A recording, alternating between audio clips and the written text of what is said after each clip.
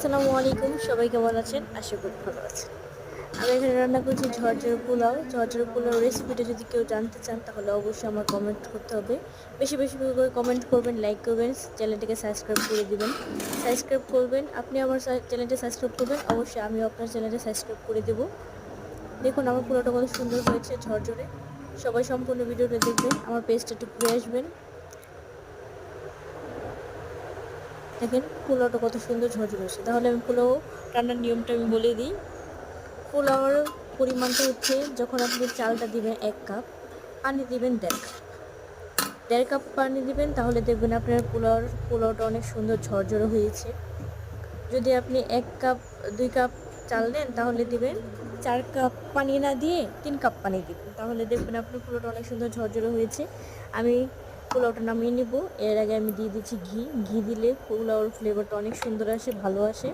সবাই আমার পাশে থাকবেন, আমি সবার পাশে থাকবো ইনশাল্লাহ।